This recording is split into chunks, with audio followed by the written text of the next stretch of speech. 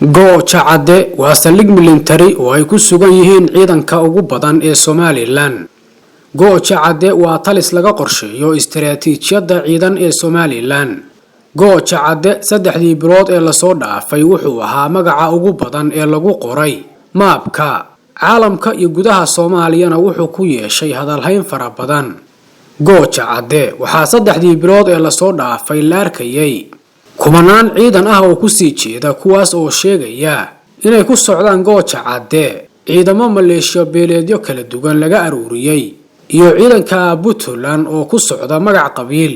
ayaa saddexdii bilood ee la soo dhaafay ku sii qulqulayay magaalada Laascaanood waxaana muuqaalo laga soo duubay ay ku sheegayeen inay ku hareereysan yihiin gooja cadde waxaana dhowr dagaal oo dhacay ay ciidanka militariga Somaliland sheegeen inay soo weerareen ciidamo huwan ah oo ka kooban ciidanka maamulka Puntland ciidan deegaanka ah oo la khalday iyo kooxo argagixiso ah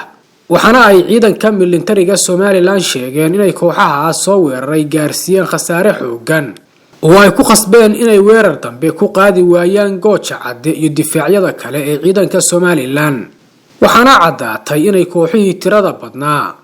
ee maalin walba sheegi jiray inay ku sii jeedaan gooja cadde inay gaari waayeen oo ay ku guuldaraysteen inay gudaha u galaan gooja cadde sidoo kale waxa ay taasi muujisay inay ciidanka Somaliland yihiin darbi adag oo aan la jiiri karin sidoo kale gooja cadde waxa ku sugan saraakiisha ugu khibradda badan Somaliland iyo ciidan tiradooda lagu sheegay 15,000 oo askari oo ku sugan taliska gooja cadde oo kaliya waxaana yaala hub culus iyo dabaabaad dagaal oo tiro badan sidoo kale ciidanka militariga Somaliland ayaa dhawaan sheegay inay difaaca u bedelayaan weerar oo ay ku caajisteen weerarada maalinlaha ah ee uga imaanaya ciidamada huwanta ah kuwaas oo ay sheegeen inay mar walba lagu jabiyo furimaha dagaalka dhinaca kalena waxaa maalmahan istaagay dagaaladii ka dhici jiray magaalada Laascaanood